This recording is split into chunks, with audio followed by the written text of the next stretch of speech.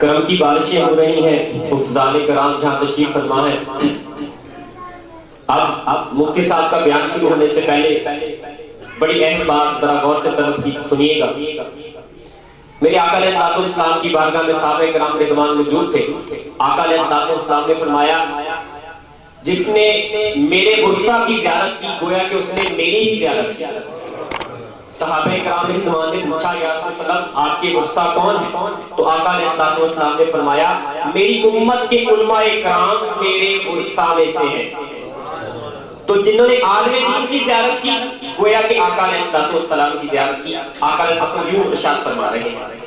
اس کے بعد اور بھی بہت ساری روایتیں ہیں، جیسے ماں باپ کے چہرے کی زیارت کرنا عبادت، حرم کعبہ کی زیارت کرنا بھی عبادت، اور ان سے بڑھ کر عبادت ایک عالم دین کے چہرے کی زیارت کرنا۔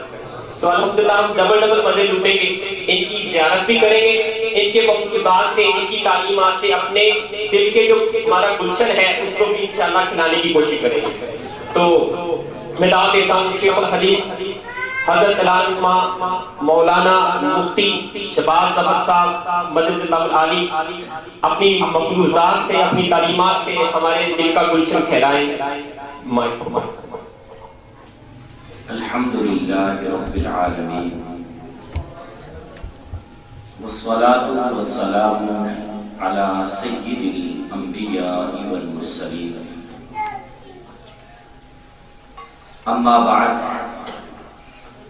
فاعوذ باللہ من الشیطان الرجیم، بسم اللہ الرحمن الرحیم۔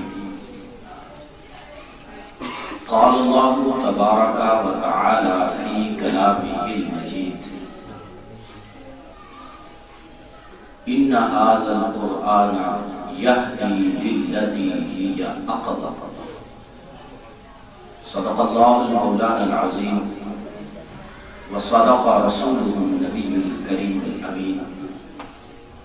ان اللہ وملائکتہ یصلون علی النبی یا ایھا الذین آمنوا صلوا علیہ وسلموا تسلیما۔ الصلاۃ والسلام علیک یا رسول اللہ وعلی آلہ وصحبہ یا حبیب اللہ۔ الصلاۃ والسلام علیک یا حبیب اللہ وعلی آلہ وصحبہ یا رحمۃ للعالمین۔ میرے پیارے اور محترم اسلامی بھائیوں، بڑی ہی پیاری تقریب سعید بسلسلہ دستار فضیلت حفظ قرآن یہاں اس جامع مسجد کے اندر منعقد ہے۔ ہم سب کو اس میں حاضری کی سعادت حاصل ہو رہی ہے۔ آپ کے علاقہ کی بڑی عظیم اور معروف شخصیت حضرت مولانا قاری عبدالرحمن صاحب دعوت فی الظہور بڑے ہی اچھے انداز کے ساتھ اس حفظ قرآن کے سلسلہ کو لے کر چل رہے ہیں، جو کہ زیر صدارت ہے یہ محفل پیر سید معظم علی شاہ صاحب ماشاءاللہ زید و مجدہ۔ اللہ تبارک و تعالیٰ شاہ صاحب کو صحت و سلامتی والی زندگی عمر عطا فرمائے، ان کا سایہ ہمارے سروں پر دراز فرمائے۔ اس محفل پاک میں ہم سب کو حاضری کی سعادت حاصل ہو رہی ہے۔ آج کی گفتگو میں ایک الگ سے موضوع پر کچھ بات کرنا چاہتا ہوں۔ اس تقریب کے حوالے سے بھی انشاءاللہ چند حدیث مبارکہ میں پیش کر دوں گا۔ آج کے زمانے میں کچھ اس طرح کی بے رحمی مسلمان قوم کے اندر پھیلتی چلی جا رہی ہے کہ جو بھی چیز مغرب کی طرف سے آتی ہے، چاہے وہ لباس ہو، چاہے وہ کھانے کا طریقہ ہو، چاہے وہ کوئی اور بری شے ہو، ہم مسلمان اس کو ترقی کے نام پر بڑے جلدی بھاگ کے لے لیتے ہیں اور ہم سمجھتے ہیں کہ شاید اس شہر میں ترقی ہے، لیکن یہ واضح نشین رکھیں، ترقی کل بھی مدینے والے کے قدموں میں تھی، ترقی آج بھی مصطفیٰ کے قدموں میں ہے۔ جی ہاں، ترقی یہ نہیں، توجہ میری طرف، ترقی یہ نہیں کہ آپ نے مختلف طرح کی چیزیں ایجاد کر لی، آپ نے موبائل ایجاد کر لیا، موبائل میں بھی کیمرے والا ایجاد کر لیا، اور آج جناب ایک دوسرے کی ویڈیو بھی دیکھتے ہیں، کروڑوں میلوں سے ایک دوسرے کو دیکھ بھی رہے ہیں، باتیں بھی کر رہے ہیں، ترقی ہے یہ بھی۔ لیکن میں کیا کہنا چاہتا ہوں، ترقی یہ نہیں، ترقی وہ تھی کہ حضور کے غلام جناب فاروق اعظم بغیر کسی موبائل کے، بغیر کسی غیر نس کے کھڑے ہوئے ہیں حضور کے منبر پر، اور ادھر سے دیکھ رہے ہیں سینکڑوں میل دور کہ حضور کے غلام لڑ رہے ہیں اور انہیں مشقت ہے، تو سینکڑوں میل دور سے انہیں دیکھا بھی ہے، دیکھ کر ان کی طرف اپنا پیغام بھی پہنچایا ہے، اور ادھر سے ہی بول کے کہا ہے یا ساریہ الجبل، اے ساریہ پہاڑ کی اور لو، ساریہ پہاڑ کی طرف دھیان کرو۔ حضرت ساریہ رضی اللہ تعالی عنہ نعامت کے مقام پر سینکڑوں میل دور جہاد کر رہے ہیں، سیدنا فاروق اعظم کی آواز بغیر موبائل کے، بغیر وائرس کے، بغیر کسی چیز کے اتنی دور سنتے بھی ہیں، عمل کرتے ہیں۔ اللہ فتح بھی نصیب فرما دیتا ہے، اللہ فتح بھی نصیب فرما دیتا ہے۔ ترقی وہ تھی، اور وجہ کیا تھی؟ وجہ یہ تھی کہ نبی کریم صلی اللہ تعالی علیہ وآلہ وسلم کی حقیقی، سچی اور پکی غلامی، اور اس غلامی کو صحابہ کرام علیہ الرضوان نے اپنایا تھا، تو کائنات کی ہر شے ان سے ڈرتی تھی، کائنات کی ہر شے ان کا کہا مانتی تھی۔ مگر افسوس آج ہم اسلام کی تعلیمات سے ہٹ گئے، اور ہم نے اسلام کو دقیانوس کہنا شروع کر دیا۔ پھر میں افسوس کے ساتھ یہ جملے کہوں گا، آج ہمارے اسکول و کالجز میں بھی سیکولرزم اور لبرلزم پڑھایا جا رہا ہے، اساتذہ خود طلبہ کو اسلام سے متنفر کر رہے ہیں، اور یہاں تک صورتحال عام پڑی کہ وہ کام جو ایک گنانا کام ہو، برا کام ہو اہل مغرب کا، آج ہم اس کام کو بھی تہوار سمجھ کے منانا شروع کر دیتے ہیں۔ میں کیا کہنا چاہتا ہوں، آج 9 فروری ہے، 2-4 دن بعد ایک دن آنے والا ہے جسے 14 فروری ہم کہیں گے۔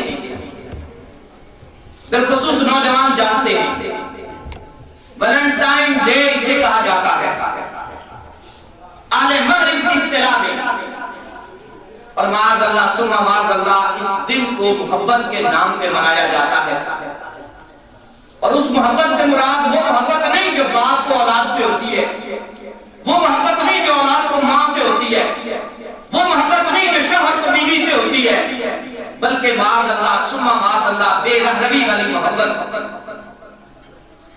بے رحمی والی محبت، کہ نوجوان لڑکے اور لڑکیاں آپس میں محبتوں کے دعوے کرتے ہیں، ایک دوسرے کو تحفے تحائف دیتے ہیں، ایک دوسرے کو پھول دیتے ہیں، اور جناب والا یہ سلسلہ اتنا بڑھتا چلا جا رہا ہے آج کے وطن عزیز پاکستان میں۔ افسوس پچھلے سال کا جو اخبارات کا جائزہ تھا وہ یہ تھا کہ اس دن میں دکانوں پر پھول ختم ہو جاتے ہیں، اس دن میں ہوٹلوں کی بکنگ اتنی ہوتی ہے کہ نو بکنگ کے بورڈ اویزہ کر دیے جاتے ہیں، اس دن میں اتنا طوفان بدتمیزی مچایا جاتا ہے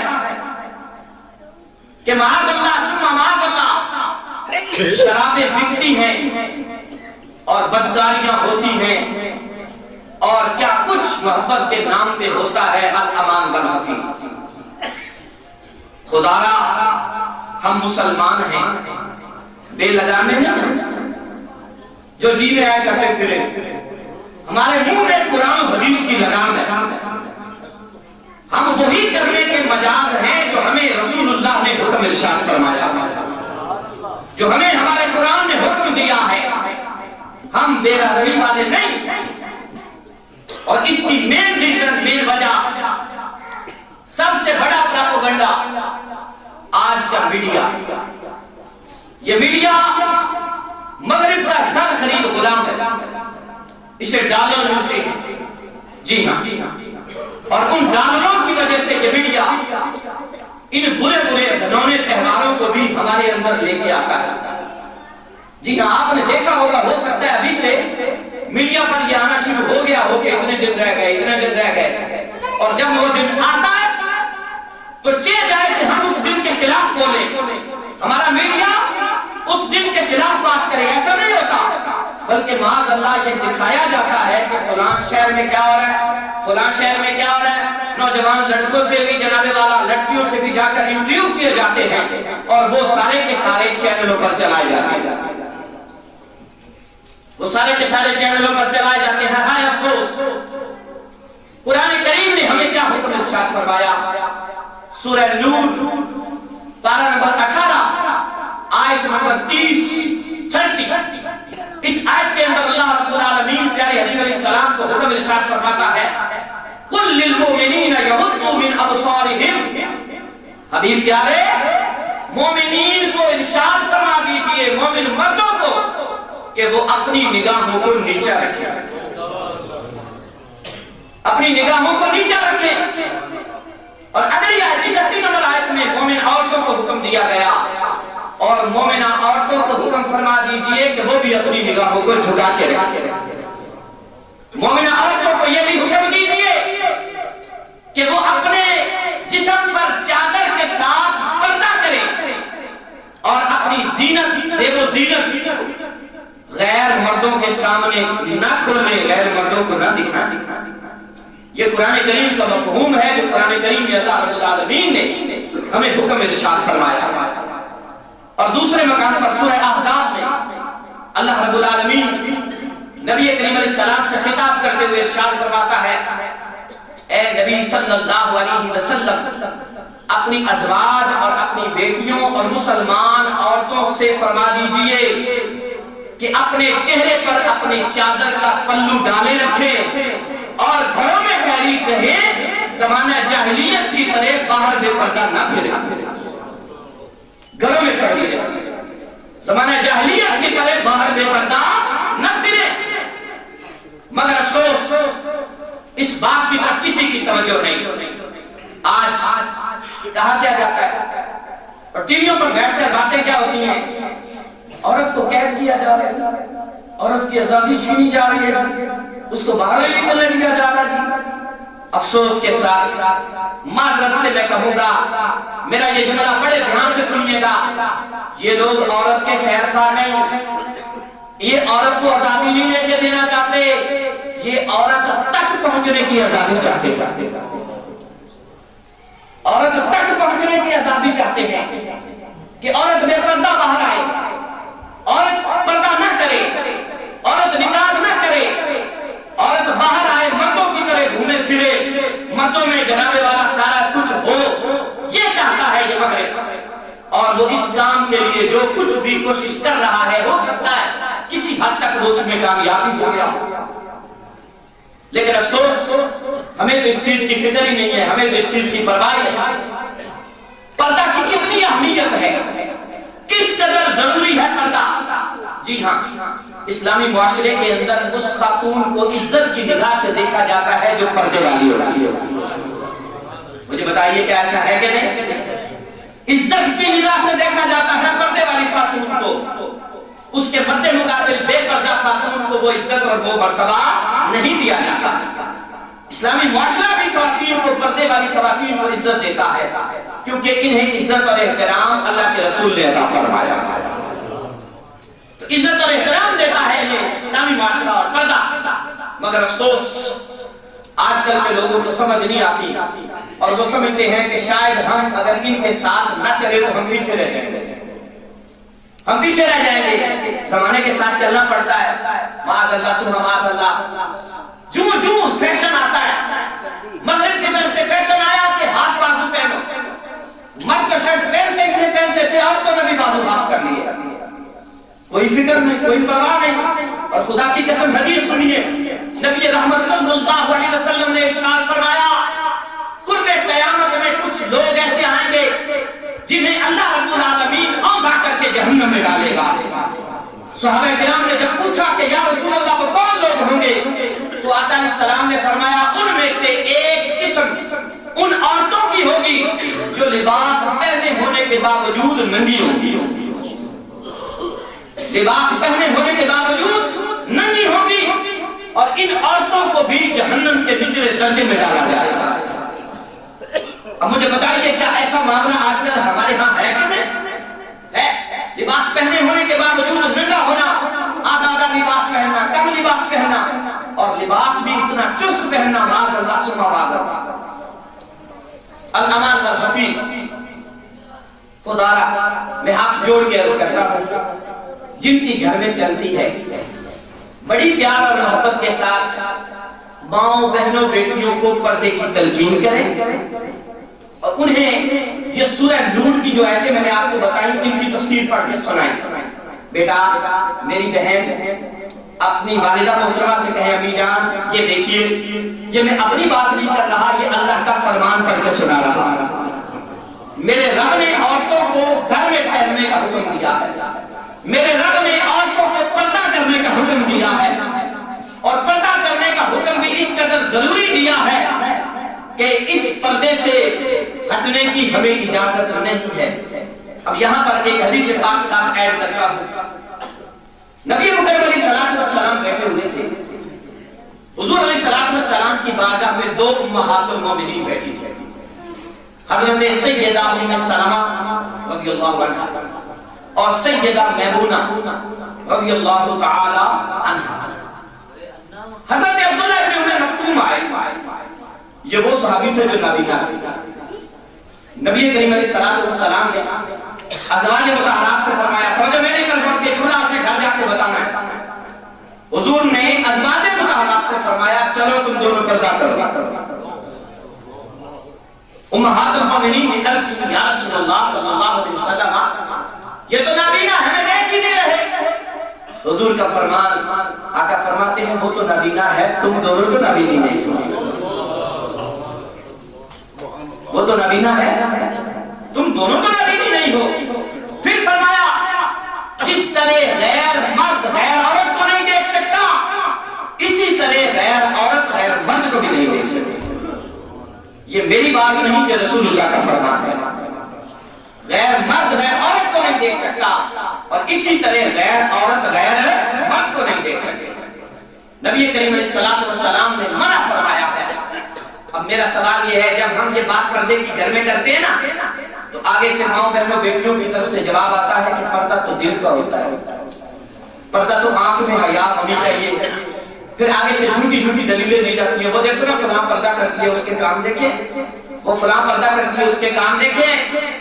अगर कोई पर्दा करके बुरे काम करे तो पर्दा बुरा नहीं है, वो औरत बुरी है।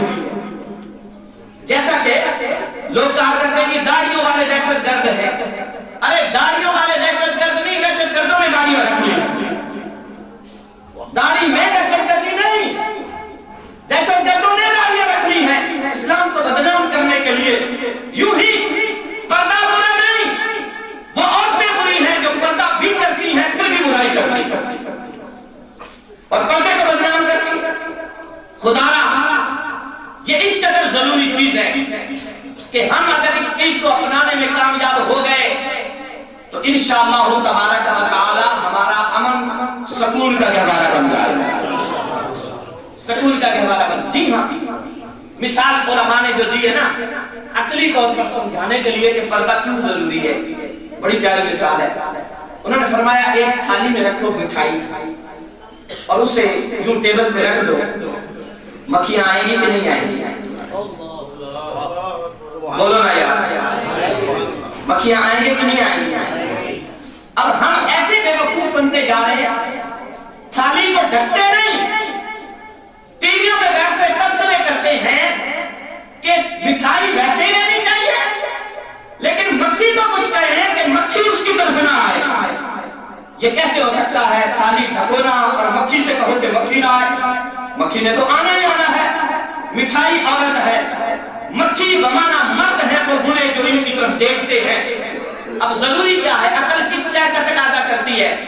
अकल कहती है अगर मिठाई को बचाना है तो ایک تھالی اوپر اور دے دو. یہ عقل کا تقاضا ہے. اگر مٹھائی کو بچانا ہے تو ایک تھالی اوپر بولیے ذرا, ایک تھالی اوپر اور دے دیجیے, وہ مٹھائی آپ کی محفوظ ہو جائے گی. بالکل اسی طرح اگر ہم یہ چاہتے ہیں کہ ان بری نظروں سے اپنی بہن کو, اپنی بیٹی کو, اپنی بہو کو ہم بری نظروں سے بچائیں تو اس کے لیے ہمیں انہیں پردے کا حکم دینا.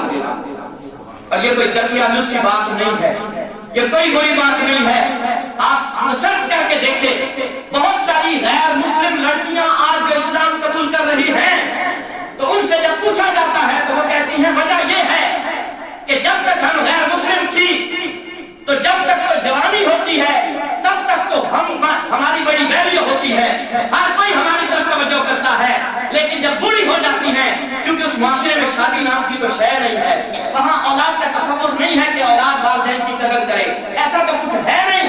وہ جتنے دن زندگی کے تھے وہ گزر گئے.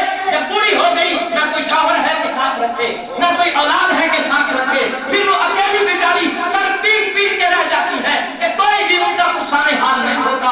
قسم بخدا اسلام ہی وہ مذہب ہے جس نے عورت کو عزت دی ہے. یہ بیٹی ہو تو آئے نبی کی بارگاہ میں امام الانبیاء اٹھ کر کھڑے ہو جاتے ہیں, میرے نبی اٹھ کر کھڑے ہو جاتے ہیں. اسلام نے ہی عورت کو عزت دی ہے. جی ہاں, یہی عورت جب بہن کی صورت میں آئے تو میرا نبی اس کی اتنی تکریم کرتا ہے کہ ایک غزوے کے موقع پر حضور علیہ السلام کی بہن رضائی بہن جس نے سرکار کے ساتھ دودھ پیا تھا, حضرت حلیمہ کی بیٹی حضرت شیمہ, وہ حضور کی بارگاہ میں آتی ہے تو نبی رحمت علیہ السلام کو پتا چلا. توجہ سے سنیے گا بات. حضور کو پتا چلا تو نبی کریم علیہ السلام دوڑ کر آگے تشریف لے گئے, اپنی چادر اتاری اور اپنی بہن شیمہ کے اوپر کرائی, اور پھر حضور نے فرمایا توجہ, پھر حضور نے فرمایا شیمہ کیوں آنا ہوا؟ عرض کی بھائی جان ہمارے قبیلے کے کچھ لوگ قیدی ہو گئے ہیں, میں سفارش لے کے آئی ہوں کہ آپ ان کو چھوڑ دیں. میرے آقا کا جملہ آج بھی سنہری حروف میں تاریخ کی کتابوں میں لکھا ہوا ہے. رسول اللہ نے بہن کا مان بڑھاتے ہوئے, بہن کو عزت اور احترام دیتے ہوئے, اور وہ بہن بھی سگی نہیں ہے, صرف دودھ والی بہن ہے. رسول اللہ فرماتے ہیں شیمہ تو نے آنے کی تکلیف کیوں کی, پیغام بھیج دیتی تیرا بھائی پھر بھی چھوڑ دے.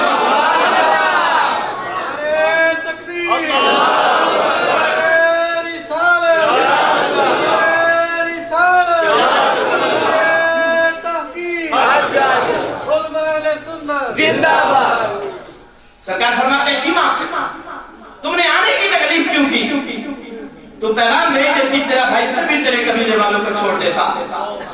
پھر جب حضرت شیمہ جانے لگی تو نبی رحمت صلی اللہ علیہ وسلم نے بکریوں کا ایک ریوڑ اور بہت سارے کپڑے اپنی بہن کو تحفے میں عطا فرمائے. ریوڑ اور بہت سارے کپڑے تحفے میں دیے. اور ہم جیسے بھائیوں کو بھی حضور نے کوئی درس دیا ہے. میں ان بھائیوں سے مخاطب ہوں جن کے والدین دنیا سے چلے گئے اور آج ان کی بہنیں بیچاری بھابھیوں کا منہ تکتی رہتی ہیں کہ بھابھی کوئی سوٹ پرانا اتارے تو میں بھی پہن لیتا ہوں. جی ہاں ایسے ہی ہے. خدا اب جب بہنیں تمہارے گھر آتی ہیں نا تو وہی دیکھ کے آتی ہے کہ کاش جس طرح جاتی ہوئی تو ابو اپنے خرچے میں سے, چاہے وہ پرانا ہی نوٹ ہوتا تھا, وہ کپڑے والی تھیلی میں کانپتے ہاتھوں کے ساتھ وہ 100 ہی نکال کے ابا دیتا تھا, سر کے ہاتھ پھیرتا تھا, بیٹی میرے پاس یہی ہے. امی بھی کہیں تکیے سے نکال کے لے آتی تھی, بیٹا میرے پاس یہی ہے. آج آنے والی بہن اس 100 کو ترستی ہے کہ میرا بھائی کاش مجھے بھی جاتے ہوئے وہ دے. لیکن افسوس ہمیں تو اس چیز کی فکر ہی نہیں ہے, ہمیں تو اس چیز کی پرواہ ہی نہیں ہے. آج کل بہنوں سے تعلقات, بہنوں سے رشتہ داریاں توڑ لی جاتی ہیں یہ کہہ کر کہ بہنیں حصہ مانگتی ہیں, بہنیں حصہ مانگتی ہیں. کیا خدا کو جان نہیں دیں گے؟ کیا منہ دکھاؤ گے رب کو کہ جب ہم بہنوں کا حصہ مانگ کے کیا جو ہے نا وہ کتنے مالدار ہو جائیں گے, کتنے مالدار ہو جائیں گے بہنوں کا حصہ مانگ کر. اب میں یہاں رک کر یہ بھی کہنا ضروری سمجھتا ہوں، والدین سے، بزرگوں سے میری گزارش ہے، جب جائیداد تقسیم کرنے لگے تو بیٹیوں کو محروم نہ کریں۔ بیٹی نہ بھی لینا چاہے تب بھی دو، بیٹی محروم نہ کریں بیٹیوں کو۔ کیوں؟ اس لیے کہ قرآن کا بھی یہی فرمان ہے، مصطفیٰ کا بھی یہی فرمان ہے، جو ان کا حصہ شریعت نے مقرر کیا ہے وہ انہیں لازمی دو، ضرور دو انہیں۔ میں آگے بڑھوں، اسلام نے عورت کو مقام دیا ہے، مرتبہ دیا ہے۔ یہی عورت جب بیوی کے روپ میں آتی ہے، خدا کی قسم مغرب کی ساری ہسٹری پڑھ کے دیکھو، کسی دین نے بیوی کو مقام اور مرتبہ نہیں دیا سوائے دین اسلام کے۔ اسلام نے اپنی زوجہ کو بھی حقوق عطا فرمائے ہیں، اور کیسے حقوق؟ ان حقوق میں جاؤں گا تو بات دور نکل جائے گی۔ میرے آقا علیہ السلام کا ایک عمل آپ کے سامنے رکھ رہا ہوں بس۔ نبی کریم علیہ السلام ایک دن گھر آئے، حضرت عائشہ صدیقہ رضی اللہ تعالی عنہا ایک پیالے میں پانی نوش کر رہی تھی۔ میرے آقا نے ہمیں یہ بھی سکھایا ہے کہ میاں بیوی کے درمیان محبت یوں ہونی چاہیے جیسے میرے اور عائشہ کے درمیان، یوں محبت ہونی چاہیے۔ آقا علیہ السلام نے بول کر کہا، عائشہ سارا پانی نہ پی جانا، کچھ میرے لیے بھی بچانا۔ مجھے بتاؤ کیا گھر میں پانی نہیں کھاؤ؟ بتاؤ نا یار، کیا گھر میں اور پانی نہیں کھا؟ ہو جانا پانی۔ لیکن یہ محبت ہے جو میرا نبی ہمیں سکھا رہا ہے۔ میاں بیوی کے درمیان یوں انڈرسٹینڈنگ ہونی چاہیے، یوں پیار ہونا چاہیے۔ اور آج ہر دوسرے گھر میں طلاق کی بات ہو رہی ہے، ہر چوتھا گھر کچہری میں پہنچا ہوا ہے۔ اوپر سے ریت کی کسر ان وکیلوں نے اور رسی کا نویسوں نے جہنم میں نکال دی ہے۔ وہ بیچارہ اس کو پتہ نہیں ہوتا کتنی لکھنی ہے کتنی نہیں، وہ ایک ہی بات کرتا ہے، وہ تینوں لکھ کے اوپر بورڈ لگا دیتا ہے۔ لوگوں کے گھر برباد ہو جاتے ہیں، انہوں نے پیسے بٹورنے ہوتے ہیں۔ اس چیز سے کیا؟ کوئی سکھانے والا نہیں، کوئی سمجھانے والا نہیں، کوئی بتانے والا نہیں، ہر ایک اس جناب سلٹ کی آگ پہ تیل ڈالنے کا کام کرتا ہے۔ کوئی ایسا نہیں ہوا زمانے میں، کوئی ایسا بھی نظر آئے گا آپ کو، اللہ ماشاءاللہ تھوڑے لوگ ہوں گے جو سلو کروانے کے چکر میں ہوتے ہیں، ورنہ ساروں کی یہی کوشش ہوتی ہے کہ ان کا گھر برباد ہونا چاہیے۔ رسول اللہ علیہ السلام نے جب یہ کہا، حضرت عائشہ صدیقہ نے جتنا پانی پی لیا تھا اس کے بعد گھونٹ بھی نہیں بھرا، سرکار کے لیے پانی چھوڑ دیا۔ اگلی بات، پیارے آقا علیہ السلام تشریف لائے، اس پیالے کو پکڑا اور فرمایا، عائشہ تم نے کدھر سے پیا تھا؟ میں بھی ادھر سے منہ لگا کر پیوں گا۔ تم نے کدھر سے پیا تھا؟ میں بھی ادھر سے منہ لگا کے پیوں گا۔ جن گھروں میں جھگڑے ہیں وہ آپ کو قیمتی مشورہ دیے جا رہا ہے۔ ایک دن کر کے دیکھو، آپ گھر میں آئے اور اپنی زوجہ کے ساتھ یوں محبت کا سلوک کر کے تو دیکھو یار، بات بات پہ لڑنا، بات بات پہ جھگڑنا، آج ناشتہ ٹائم سے تیار نہیں، آج کھانا ٹائم سے تیار نہیں۔ ایک دن کے لیے اسے ریسٹ دو، 4-5 بچوں کو بھی سنبھالو، ساتھ میں گھر کی صفائی بھی کرو، ساتھ میں کھانا بھی پکاؤ، اکڑ ٹکانے آ جائے۔ اب کسی کے دل میں یہ نہ آ جائے کہ میں صرف عورتوں کی طرفداری کر رہا ہوں، نہیں، ایسا نہیں ہے۔ ایسی عورتیں، ایسی خواتین جنہیں شوہر کی قدر نہیں کرنا آتی، ان کو بھی سکھایا جائے اور سمجھایا جائے۔ اور ان کے لیے میں ایک ہی حدیث پیش کرتا ہوں، لے جا کے گھر میں بتا دیجئے گا۔ میرے آقا علیہ السلام نے ارشاد فرمایا، جو عورت صرف 3 کام کرنے میں کامیاب ہو جائے، 3 کام۔ نمبر 1، نماز روزے کی پابندی کرے۔ نمبر 2، اپنی پاک دامنی کی حفاظت کرے۔ نمبر 3، اپنے شوہر کی فرما برداری کرے۔ میرے آقا کہتے ہیں جنت کے 8 دروازے ہیں، قیامت والے دن آنکھوں سے پکار کر رہی ہوگی، او اللہ کی بندی آ، جس سے چاہے جنت میں چلی جا، جس سے چاہے جنت میں چلی جا۔ مردوں کا تو دین بڑا وسیع ہے نا، عورتوں کا تو دین ہی بڑا سا، بالکل تھوڑا سا دین ہے ان کا۔ پھر سن لیجیے یہ حدیث اور گھر میں سنائیے، بھائی بہنوں بیٹیوں کو سنائیے۔ سرکار نے فرمایا 3 کام کرے عورت، نماز روزے کی پابندی، نمبر 2 پاک دامنی کی حفاظت، نمبر 3 شوہر کی فرما برداری۔ آقا فرماتے ہیں قیامت والے دن جنت کے 8 دروازوں پر پکار پڑے گی، جس چاہے جنت میں چلی جائے، جس سے چاہے جنت میں چلی جائے۔ اور یہ ناقص العقل ہیں۔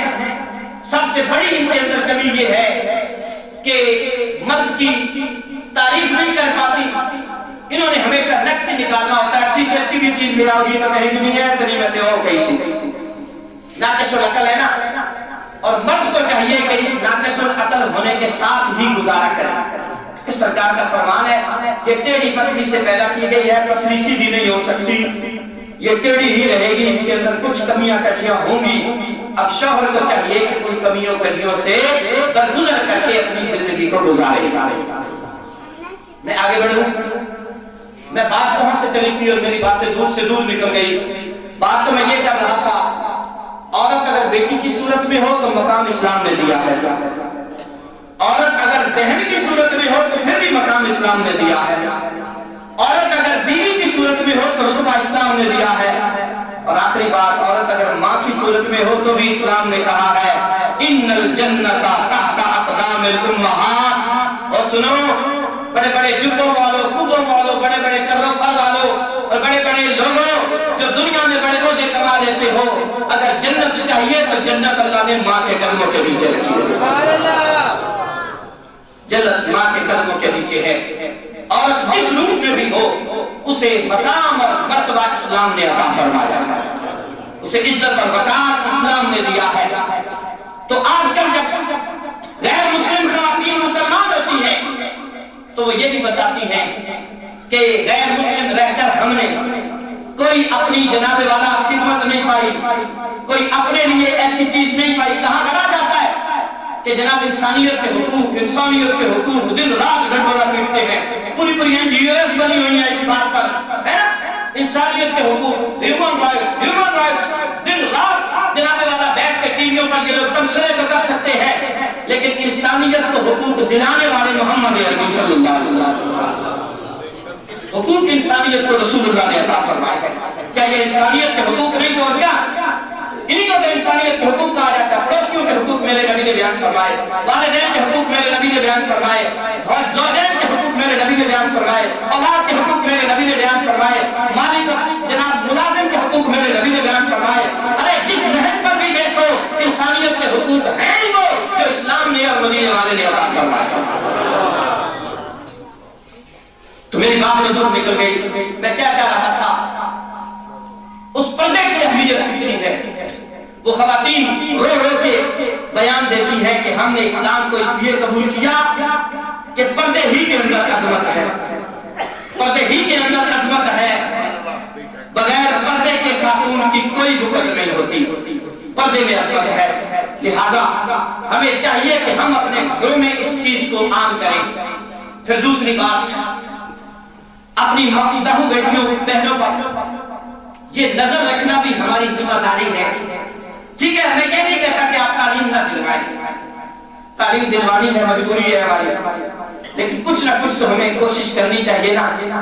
ایسے کالج کا انتخاب کریں جہاں پر کو ایجوکیشن نہ ہو، لڑکیوں کی کلاسیں الگ ہو، لڑکوں کی کلاسیں الگ ہو۔ بھائی ضروری ہے نا، یہ کو ایجوکیشن کا تو سارا کچھ ہے، یہ جو کچھ میں آپ کو سنا رہا ہوں، میں مسجد میں بیٹھ کر وہ باتیں کرنا جو ہے نا وہ میرا دل نہیں چاہتا، لیکن حالات کتنے گزر گئے ہیں۔ اہل مغرب کی طرف سے آیا ہے یہ دن ویلنٹائن ڈے، چلے میں اس کی تھوڑی آپ کو تاریخ سنا دوں۔ 3 صدی عیسوی میں ایک عیسائی پادری تھا، اس نے اپنے بادشاہ کی کوئی بے ادبی کر دی، گستاخی کر دی، بادشاہ نے اسے پکڑا اور اسے جیل میں ڈال دیا۔ جیل کا جو سپرینٹینڈنٹ تھا، جیلر، اس جیلر کی لڑکی کے ساتھ اس پادری کی الگ سلیکٹ ہو گئی، اور یہ جیل میں رہتے رہتے اس لڑکی کے عشق میں گرفتار ہو گیا، لڑکی اس کے عشق میں گرفتار ہو گئی 3 صدی کے اندر۔ اور وہ روزانہ جب اس سے ملنے آتی تو ایک پھول اس کے لے کر آتی، اس سے پھول دے جاتے، یہ اس پھول کو لے لیتا۔ جب یہ بات عیسائی بادشاہ تک پہنچی تو اس بادشاہ نے اس پادری کو پھانسی پر چڑھا دیا، قتل کروا دیا، اور جس دن اسے قتل کروایا، پھانسی پہ چڑھایا، وہ تاریخ تھی 14 فروری، اور اس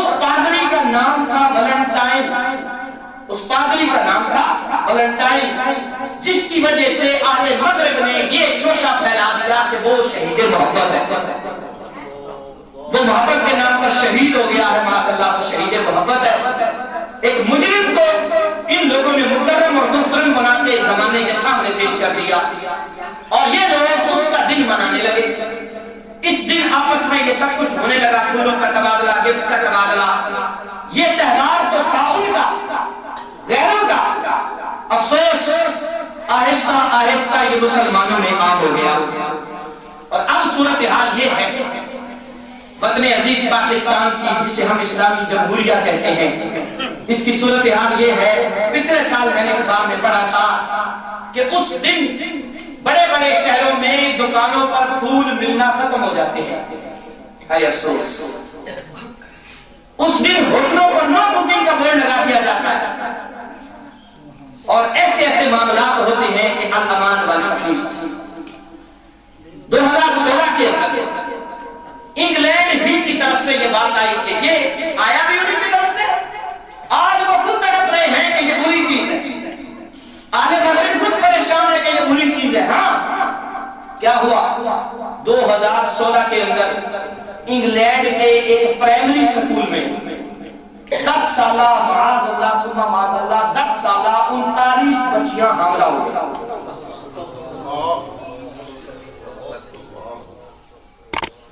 الامان والحفیظ۔ یہ بیان کرنے کا مقصد اس کی برائی کو بیان کرنا ہے۔ مرد و عورت کا اختلاط ہوتا ہے جو شریعت میں ناجائز ہے، گناہ ہے، حرام ہے۔ اجنبی مرد اجنبی عورت سے نہیں مل سکتا، کوئی کتنا ہی دن کو تسلی دے۔ میرے نبی کا فرمان سنیے، رسول اللہ فرماتے ہیں جب دو اجنبی مرد و عورت اکٹھے ہوں ان کے پاس تیسرا شیطان ہوتا ہے، ان کے پاس تیسرا شیطان ہوتا ہے۔ اب تسلی دینے کے لیے کیا کیا جاتا ہے؟ یہ میرا منہ بولا بھائی ہے، وہ کہتے ہیں یہ میری منہ بولی بہن ہے، یہ منہ بولے رشتے کیا ایک افسوس کے ساتھ آج کل تو سر جو ہے وہ پانی سر سے گزر گیا، حقیقی رشتوں کا تو خیال نہیں کرتا، تو یہ منہ بولے رشتے کیا ہے؟ لہذا بے رحمی کی طرف جانے سے پہلے ہمیں اپنے حالات کا جائزہ لینا ہے، ہمیں پردے کی طرف اپنے آپ کو مائل کرنا ہے۔ مردوں کو چاہیے کہ وہ اپنی نگاہوں کو نیچا رکھیں، یہ میرے نبی کا فرمان ہے۔ انعام کیا ملے گا؟ سنو، رسول اللہ علیہ السلام فرماتے ہیں اگر پہلی نظر اٹھ گئی بھولے سے کسی عورت پر پڑ گئی تو وہ معاف ہے، دوسری نظر جان بوجھ کر نہ اٹھائے۔ پہلی نظر بھولے سے پڑ گئی تو معاف ہے، دوسری نظر جان بوجھ کر نہ اٹھائے۔ جو اس پر عمل کرے گا، آقا فرماتے ہیں عبادت میں وہ لذت نصیب ہوگی جو کسی شے میں نصیب نہیں ہوگی، وہ لذت آئے گی عبادت میں جو کسی شے میں نصیب نہیں ہوتی۔ آج یہ بھی ہمارا بڑا مسئلہ ہے، ہم رونا روتے ہیں جی نماز پڑھتا ہوں لیکن نماز میں دل نہیں لگتا، سکون نہیں ملتا، نماز میں آج بھی سکون ہے، نماز آج بھی برائیوں سے روکتی ہے۔ مسئلہ وہی ہے، ہم وہ نماز نہیں پڑھتے جو علی المرتضیٰ پڑھا کرتے تھے، ہم وہ نماز نہیں پڑھتے جو نماز خواجہ حسن بصری پڑھا کرتے تھے۔ ہماری نماز وہ نماز نہیں ہے جس نماز کے 2 نفل پڑھ کے رابعہ بصریہ دعا کرتی ہے اللہ تبارک و تعالیٰ مردے گھوڑے کو پھر سے زندہ فرما دیتا ہے، صرف 2 نفلوں کے بعد دعا کرتی ہے، مردہ گھوڑا اٹھ کر زندہ ہو جاتا ہے۔ ہماری وہ نمازیں نہیں رہی، وہ نماز پڑھتے تھے تو انہیں نماز میں کسی شے کا خیال نہیں آتا تھا، وہ اللہ کے حضور حاضر ہوتے تھے۔ ہم نماز پڑھتے ہیں، ہمیں ساری بھولی ہوئی باتیں نماز میں یاد آ جاتی ہیں۔ سیدنا علی المرتضیٰ رضی اللہ تعالی عنہ کو پنڈلی میں تیر لگ گیا، تیر نکالتے ہیں بڑی تکلیف ہوتی ہے۔ کسی نے کہا آپ جب نماز میں ہوتے ہیں تو آپ کو دنیا کی کوئی خبر نہیں ہوتی اس وقت نکالنے کی، خدا کی قسم ایسے ہی ہوا۔ مولا علی کرم اللہ تعالی وجہہ الکریم جب نماز کے لیے کھڑے ہوئے تو آپ نماز میں تھے اور پنڈلی سے تیر کھینچ لیا گیا۔ جب نماز سے فارغ ہوئے تو مصلی پر خون، فرمایا یہ خون کہاں سے آیا؟ کہا حضور ہم نے تیر نکال لیا۔ قسم اٹھا کے کہا خدا کی قسم مجھے تو پتہ ہی نہیں چلا۔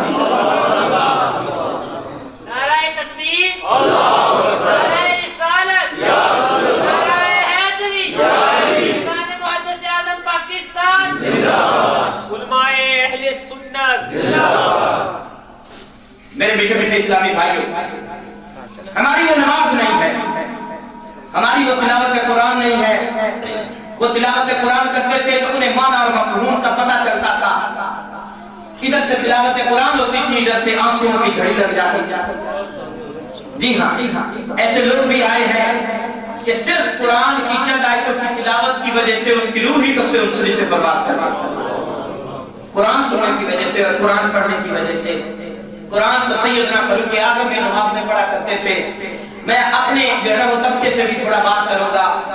نماز میں قرآن میں بھی پڑھتا ہوں، نماز میں قرآن تو قاری صاحب بھی پڑھتے ہیں، لیکن ہمیں وہ مقام اور مرتبہ نہیں ملا کہ ہمارے پیچھے نماز پڑھنے والا کوئی سدھر جائے۔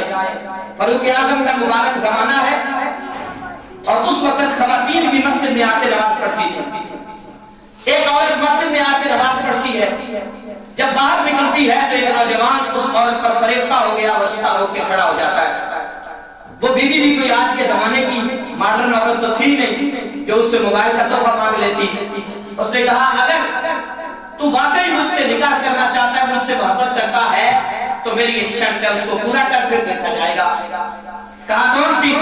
اس نے کہا فاروق اعظم کے پیچھے 40 دن تک 5 نمازیں باجماعت ادا کرنی ہے۔ 40 نمازیں باجماعت فاروق اعظم کے پیچھے پڑھنی ہے، ایک بھی نماز چھوٹنی نہیں چاہیے۔ اس نوجوان نے پڑھنی شروع کر دی، محبت میں مارا کیا نہ کرتا، جو نماز پڑھتا ہے کن کے پیچھے؟ اس فاروق اعظم کے پیچھے جس کے بارے میں نبی علیہ السلام نے فرمایا میرے بعد کوئی نبی ہوتا تو عمر بن خطاب ہوتا۔ اس فاروق اعظم کے پیچھے جس کے بارے میں رسول اللہ نے فرمایا میرے اوپر سے تو شیطان بھی ڈرتا ہے، گلی چھوڑ کے بھاگ جاتا ہے۔ اس عمر رضی اللہ تعالی عنہ کے پیچھے جن کو رسول اللہ صلی اللہ علیہ وسلم نے اس قدر شانوں اور عظمتوں والا بیان فرمایا کہ سیدنا فاروق اعظم رضی اللہ تعالی عنہ نماز پڑھاتے ہیں، وہ نوجوان آپ کے پیچھے نمازیں پڑھتا ہے۔ 40 دن پورے ہو گئے، نماز عشاء پڑھ کے جب وہ بیوی گھر جانے لگی تو آج وہ بیوی رستے میں رک گئی۔ یہ نوجوان جب گزرا مسجد سے باہر نکلا تو نگاہیں جھکی ہوئی ہے، کسی کی خبر ہی کوئی نہیں، کون کھڑا ہے کون نہیں کھڑا، نگاہیں جھکی ہوئی ہیں، گھر کی جانب جا رہا ہے۔ آج اس عورت میں رستہ لگا، اس نے کہا 40 دن ہو گئے، بتا کیا خیال ہے؟ کہنے لگا چھوڑ سائڈ پہ ہو جا، اب تیری محبت نہیں، اب مالک حقیقی کی محبت دل میں آ، اب مالک حقیقی کی محبت آ چکی ہے۔ اے کاش یوں کوئی تلاوت قرآن کرنے والا ہو، یوں نمازیں پڑھنے والا ہو تو نماز آج بھی وہی سکون دیتی ہے جو نماز اس وقت سکون دیا کرتی تھی۔ نماز میں آج بھی وہی سکون ہے، قرآن میں آج بھی وہی سکون ہے، لیکن ہم خود جو ہے نا وہ بگڑتے چلے جا رہے ہیں، ہماری عادتیں بگڑتی چلی جا رہی ہیں۔ میرا جو موضوع تھا میں جس پر گفتگو کر رہا تھا، میرے میٹھے میٹھے اسلامی بھائیوں، پردے کی بڑی اہمیت ہے۔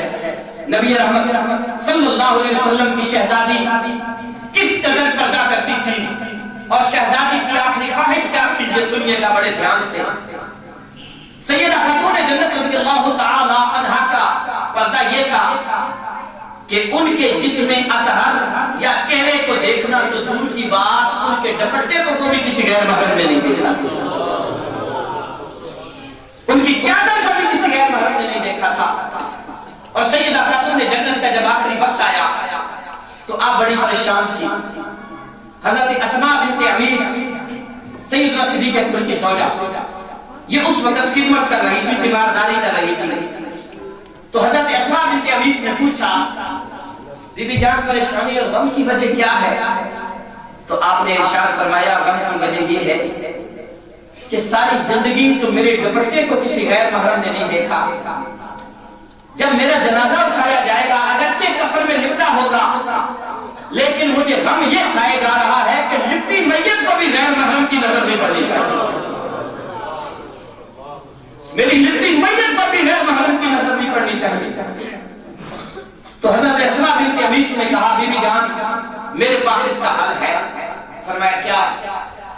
آپ نے بتایا کہ ایران کے اندر یوں پالکی بناتے تھے اور حضرت اسماء بنت عمیس نے کھجور کی تر شاخیں لے کر ایک چارپائی کے اوپر یوں لگا کر پالکی بنا کے دکھائی، یہ تر شاخیں اوپر یوں لگ کے بینڈنگ ہو جائیں گی، مڑ جائیں گی، ان کے اوپر ہم چادر ڈال دیں گے، اور اندر آپ کا جسم پاک ہوگا، کسی کو کچھ پتا نہیں چلے گا۔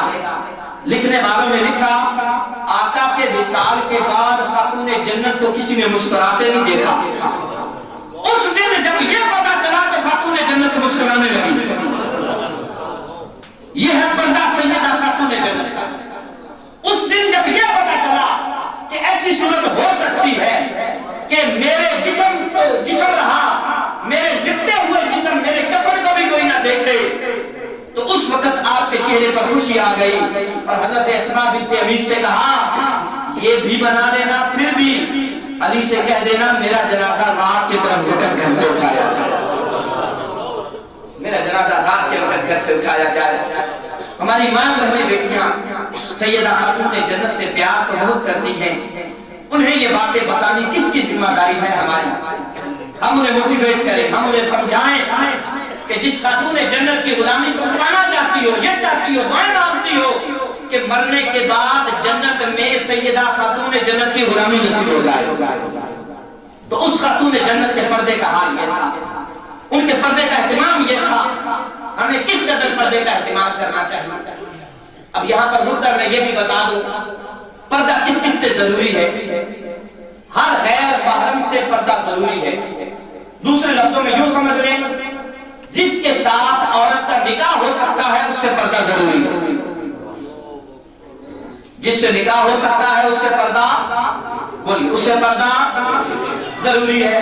چچا زاد، تایا زاد، مامو زاد، خالہ زاد، پھپھو زاد، ہم انہیں سمجھتے تو ہیں کہ چچا زاد بھائی ہے، خالہ زاد بھائی ہے، مامو زاد بھائی ہے، لیکن شریعت نے ان سے پردہ کرنے کا حکم ارشاد فرمایا۔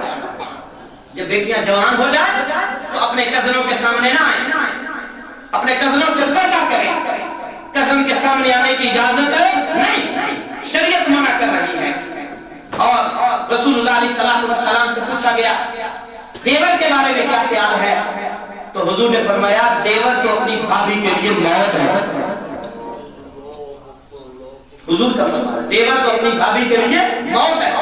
وجہ یہ ہے کہ ان کے جو ہے وہ خوش طبیوں کو، ان کے جناب آپس میں کھل ہونے کو کوئی برا بھی نہیں سمجھے گا، سب یہی سمجھیں گے کہ کوئی ایسی بات نہیں ہے، اس کی بھابھی ہے، اس کا دیور ہے، کوئی بری نظر سے بھی نہیں دیکھے گا، اور اندر ہی اندر معاذ اللہ کیا کچھ ہو جاتا۔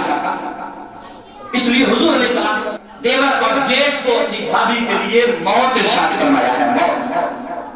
تو رسول اللہ صلی اللہ علیہ وسلم کے جو فرامین ہیں ان کے اندر ہماری عافیت ہے، انہی کے اندر ہماری بقا ہے، اور پردے میں چہرے کا چھپا ہونا بھی میں ضروری سمجھتا ہوں۔ چہرہ ہی تو سب کچھ ہے، جب چہرہ ڈھکا نہیں رکھیں گے تو پھر پردہ کیسا ہے؟ اور پھر جہاں پردے ہی کی باتیں چل رہی ہیں تو میں یہ بھی عرض کروں پردے میں لباس ڈھیلا ڈالا ہونا چاہیے، بالخصوص جو اوپر سے پہنا جائے نا عبا، جو عبا پہنا جائے، جو اوپر سے برقع پہنا جائے، وہ ڈھیلا ڈالا ہونا چاہیے۔ مگر افسوس فیشن کی جناب وہ ایسی لت پڑی ہوئی ہے ہمیں کہ ایک برقع پہنا جاتا ہے وہ بھی اتنا ٹائٹ ہوتا ہے کہ جسم کے سارے اعضاء اس سے ظاہر ہو رہے ہوتے ہیں۔ اب اس برقعے کو ایک اور برقع پہنانا پڑے گا کہ وہ برقعے میں جو کچھ ہے وہ چھپ جائے۔ لہذا سب سے بہترین مشورہ میرے شیخ طریقت نے جو عطا فرمایا امیر اہل سنت میں، آپ فرماتے ہیں وہ برقع پہنا جائے جو ٹوپی نما برقع ہوتا ہے، ٹوپی والا، اس برقعے کے اندر عورت یوں چھپ جاتی ہے کہ کچھ نہیں پتا چلتا اس میں بوڑھی عورت ہے یا جوان عورت، یوں چھپ جاتی ہے، اور یہی سب سے بہترین پردہ ہے۔ پہلی صورت تو یہ ہونی چاہیے بغیر ضرورت کے خواتین گھر سے نہ نکلیں، بغیر ضرورت کے انہیں گھر سے نکلنے کی اجازت نہیں۔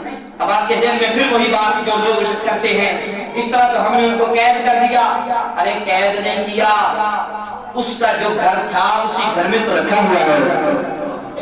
یہی آزادی ہے، عورت کی آزادی یہی ہے، کمانا مرد کا کام ہے، مرد کما کے لائے اور عورت گھر میں بیٹھ کر وزیر بن کے اس کی کمائی پر حکومت کرے، اس کے بچوں کی تربیت کرے، اس کے بچوں کی تربیت کرے۔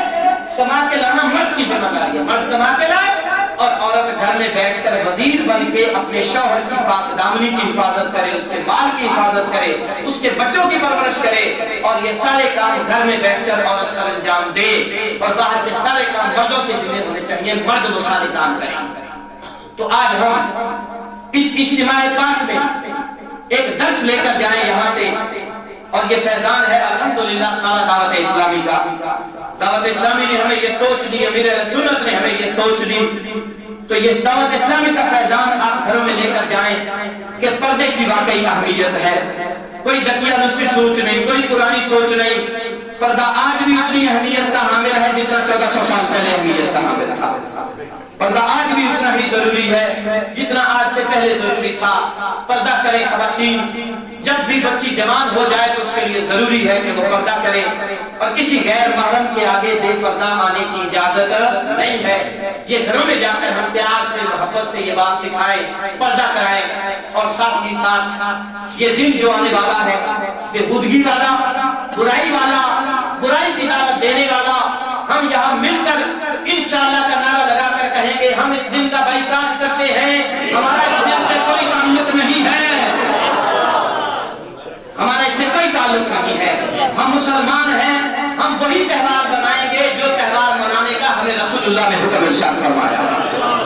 ہم غیروں کے تہوار نہیں مناتے، ہم برے تہوار نہیں مناتے، ہم برے تہواروں کو اپنے اندر رواج نہیں دیتے، ہم حیا والے ہیں۔ حیا ایمان کا شعبہ ہے، حیا الحیاء شعبۃ من الایمان، حیا ایمان کا شعبہ ہے۔ پھر فرمایا جب بندہ بے حیا ہو جائے نا، آقا فرماتے ہیں اذا فات الحیاء فاصنع ما شئت، جب بے حیا ہو جائے تو پھر جو جی چاہے گا، جب بے حیا ہو جائے تو پھر جو جی چاہے گا۔ لیکن جب تک اللہ تبارک و تعالیٰ نے کرم نوازی فرمائی ہے، ہمیں مومنانہ صفت عطا فرمائی ہے حیا، ہم انشاءاللہ تعالیٰ اس پر ضرور عمل کریں گے انشاءاللہ۔ اور میرے آقا کی حیا کیسی تھی، سبحان اللہ۔ سید عائشہ صدیقہ رضی اللہ تعالیٰ عنہ فرماتی ہے، میں اپنی گفتگو سمیٹنے لگا ہوں، حضرت سید عائشہ صدیقہ فرماتی ہیں سب سے زیادہ حیا والی ہوتی ہے کنواری لڑکی، سب سے زیادہ حیا والی ہوتی ہے کنواری لڑکی۔ اور میرے آقا علیہ الصلوۃ والسلام کی حیا یہ تھی، حضرت عائشہ فرماتی ہیں رضی اللہ تعالی عنہا کنواری عورت سے بھی زیادہ حیا کرنے والے مصطفیٰ کریم صلی اللہ علیہ وسلم، کنواری لڑکی سے بھی زیادہ حیا میرے آقا کرنے والے تھے۔ اور یہی صدقہ حضور کے غلاموں کو ملا، جناب سیدنا عثمان غنی رضی اللہ تعالی عنہ کامل الحیاء والایمان، اتنے حیا میں کامل تھے، اتنے حیا میں کامل تھے کہ آپ بند کمرے میں بھی کپڑے پہن کے غسل فرمایا کرتے تھے، بند کپڑے میں بھی کپڑے پہن کے دامن باندھ کے غسل کرتے تھے۔ جب کسی نے پوچھا بند کمرے میں ضرورت کیا ہوتی ہے، فرمایا باہر لوگوں کا حیا کروں، اندر جا کے رب کا حیا نہ کروں، باہر لوگوں کا حیا کروں، اندر جا کر رب کا حیا نہ کروں۔ کیا وہ لوگ نہیں دیکھ رہے، میرا رب تو مجھے مراقبہ فرما رہا ہے، فرشتے تو ہمیں ہر وقت دیکھ رہے ہیں۔ کرامن کاتبین یعلمون ما تفعلون، کرامن کاتبین ہر وقت ہمارے ساتھ ہے، وہ جانتے ہیں میں کیا کر رہا ہوں، ان کا حیا بھی تو کرنا چاہیے نا ہمیں۔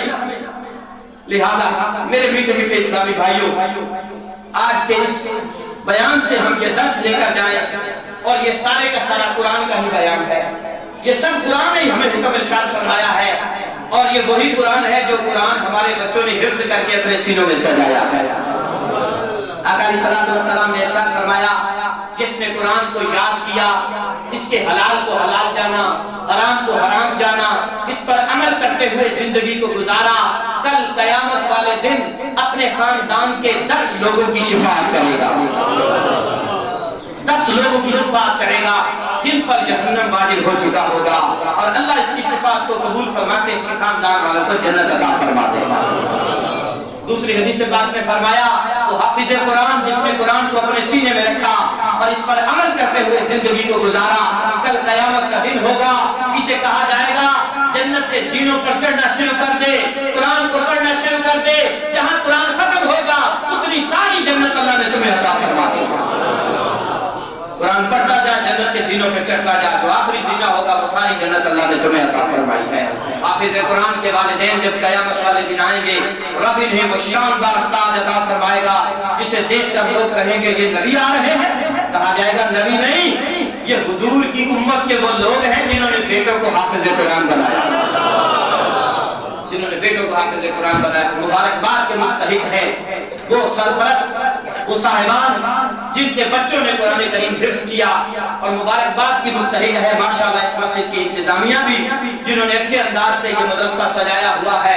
और फिर बिलखुसूस मुबारकबाद के मुस्तहिक हैं हमारे कारी साहिब मौलाना अब्दुल रहमान साहब, बड़े मेहनती इस्लामी भाई माशाअल्लाह, जो मोहब्बत के साथ अल्हम्दुलिल्लाह नाज़िला भी बच्चों को कुरान पढ़ाते हैं, नमाजें भी पढ़ाते हैं, जुमा भी पढ़ाते हैं, फिर बच्चों को हिफ्ज़ भी कराते हैं। कितनी मेहनत करते हैं। अल्लाह तबारक व तआला इनकी मेहनतों को भी अपनी बारगाह में कबूल फरमाए। अल्लाह ताला की बारगाह में दुआ है, मैंने अर्ज किया मेरा मौला कबूल फरमाए और हम सब के लिए जरिया निजात बनाए। आखिर दावा या अल्हम्दुलिल्लाह। किताब से